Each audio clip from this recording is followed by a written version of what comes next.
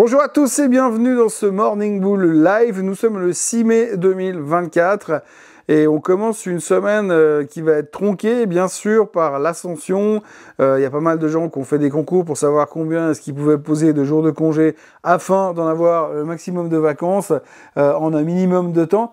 Donc ça risque d'être relativement calme. En plus, cette semaine, il y aura très peu de chiffres économiques et puis la période des résultats est dans la phase descendante. Alors, il y aura quand même du monde, il faut s'attendre à pas mal d'activités au niveau des voitures électriques. On aura des Lucid, on aura des Rivian, on aura Uber qui va aussi publier ses résultats cette semaine.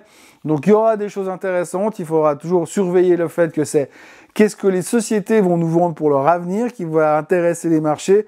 Pour l'instant, ce qu'il faut surtout retenir, c'est qu'après la semaine que l'on vient de vivre, on est de retour en mode optimisme avec le verre à moitié plein et le bull market derrière nous plus qu'autre chose. C'est pas aussi frappant que ça en Europe, mais en tout cas, c'est le cas aux États-Unis. On va faire un rapide tour d'horizon. On va revenir un petit peu sur les chiffres de l'emploi parce qu'il y a quand même un truc assez intéressant à regarder entre bull market et stagflation.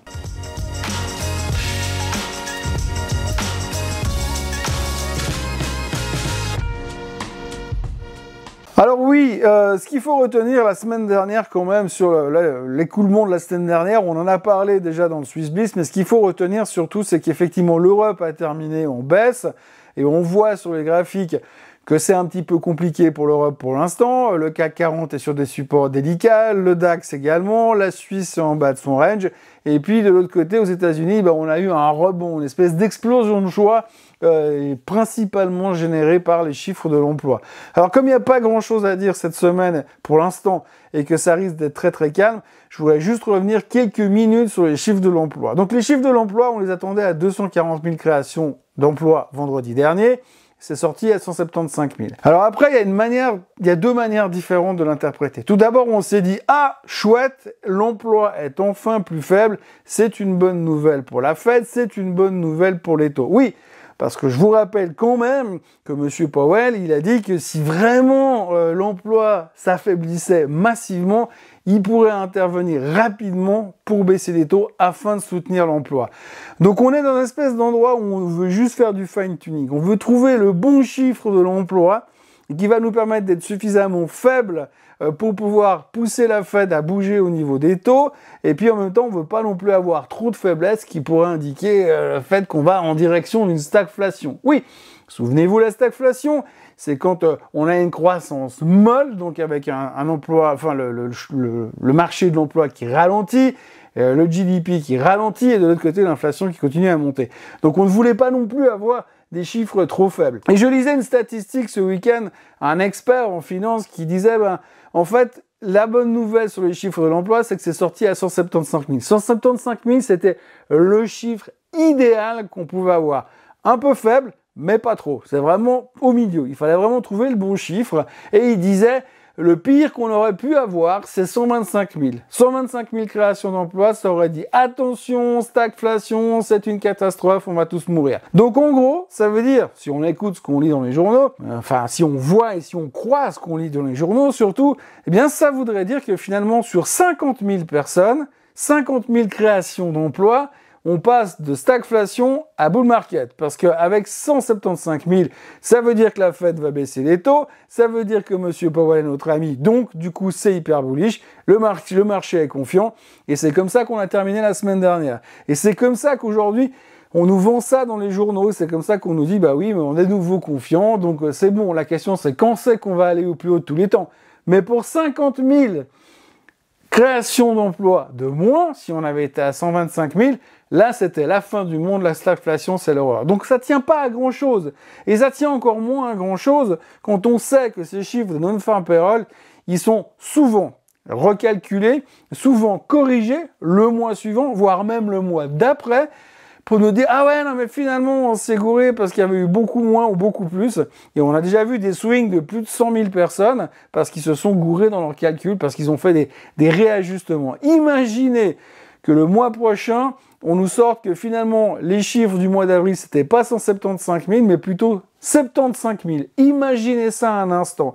Ça voudrait dire qu'on a réagi en étant hyper optimiste aujourd'hui, en se disant « bull market, elle est belle », alors qu'en fait, la réalité serait plutôt proche d'un chiffre plus faible qui pourrait nous dire, bah, finalement, c'est pas elle est belle, c'est plutôt, ah, il y a quand même des risques de stagflation. Mais pour l'instant, on s'en fiche. Maintenant, la grande question, c'est est-ce que si ça se passe dans un mois, comme je viens de vous l'expliquer, genre j'en sais rien, mais je fais du wishful thinking, je me dis, est-ce qu'il pourrait se passer quelque chose comme ça? Eh bien, comment est-ce que le marché va réagir? Bon, il y a de fortes chances qu'il réagisse pas parce qu'il sera déjà concentré sur autre chose, mais la réalité de l'utilisation de ces chiffres est assez fascinante. Elle est assez fascinante parce que c'est vrai qu'aujourd'hui, on s'accroche sur des trucs.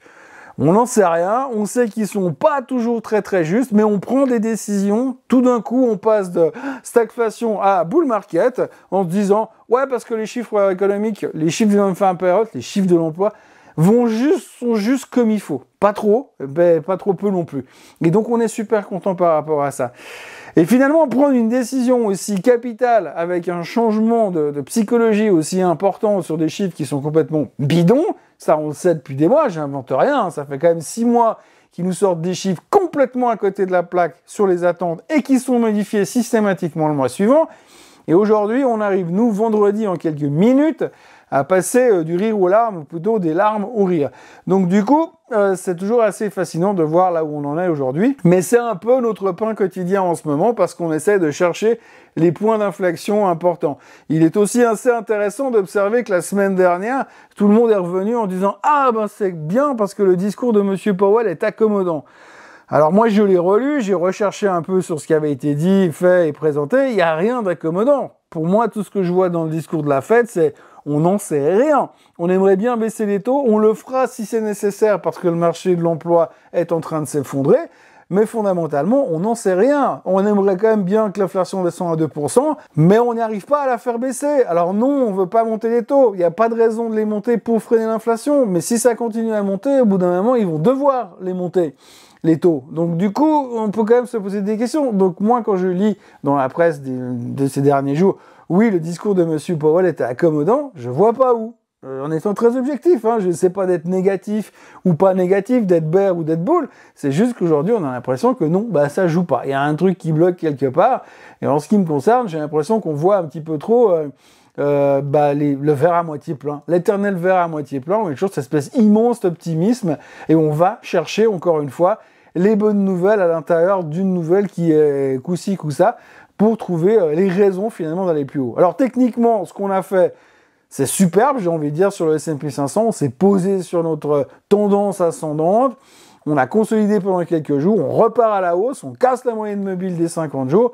Et on repart à l'assaut des plus hauts historiques sur le S&P 500. Mais fondamentalement, ce qu'il faut retenir, ce que j'ai envie de retenir en ce lundi matin ensoleillé, c'est que finalement, on n'est pas plus avancé qu'avant, que les chiffres et ce qu'on a appris la semaine dernière ne changent rien à la photo globale, et que pour l'instant, je trouve qu'on a tendance un petit peu trop à s'emballer sur pas grand-chose, et surtout sur des chiffres qui ne sont pas gravés dans le marbre, et pas non plus des chiffres qui vont changer la face du monde dans l'immédiat. Et ce qui me choque encore plus, c'est qu'effectivement, entre 125 000 qui auraient été une catastrophe et 175 000 qui ne sont pas une catastrophe, on parle de 50 000 créations d'emplois qui ont la potentialité, qui ont le potentiel de nous faire basculer de boule à bear. Et je trouve ça absolument fascinant en ce moment. En ce lundi matin, ça va être très très calme, hein, je vous le préviens, comme je vous le disais tout à l'heure en ouverture, de toute façon tout le monde parle que de l'ascension. Moi je ne serai pas là déjà demain matin, je serai de nouveau là mercredi et je serai là vendredi bien sûr, mais week-end de l'ascension oblige, on a l'impression que la semaine va être très courte et très peu active parce que les gens sont déjà en train de partir et si possible loin quelque part où il y a du soleil, ce qui est pas simple en ce moment parce qu'il faut vraiment partir loin pour trouver du soleil, donc du coup ça risque d'être relativement calme. Il y a très très peu de nouvelles ce matin, donc ça corrobore un peu ce scénario. On notera quand même les annonces qui ont été faites durant l'Assemblée Générale de Warren Buffett du Berkshire Hathaway qui ont eu lieu ce week-end. Alors une Assemblée Générale assez particulière parce que c'est la première fois qu'on a une Assemblée Générale sans Charlie Munger qui est décédé récemment. Et puis on a eu des commentaires de Monsieur Warren Buffett qui disait « J'espère que je serai là avec vous l'année prochaine ». Donc voilà, ça c'est pas non plus super optimiste pour Berkshire Hathaway, mais néanmoins on sait que la succession est assurée. Et puis ce qu'il faut retenir aussi, c'est que dans la déclaration de ce week-end, ils ont annoncé qu'ils avaient 189 milliards de cash, parce qu'ils ont vendu en plus une grosse partie de leur participation en Apple. Et donc, ça signifie aussi quelque chose d'assez intéressant. On sait très bien que Berkshire Hathaway est une value company. Ils vont aller chercher des boîtes qui sont pas chères en termes d'évaluation et ils expriment très clairement, et ils ont exprimé très clairement durant ce week-end, qu'ils ne trouvent rien qui est correctement évalué. C'est pour ça que leur pile de cash ne cesse de grandir parce qu'ils ne trouvent rien qui n'est pas cher. Tout est cher.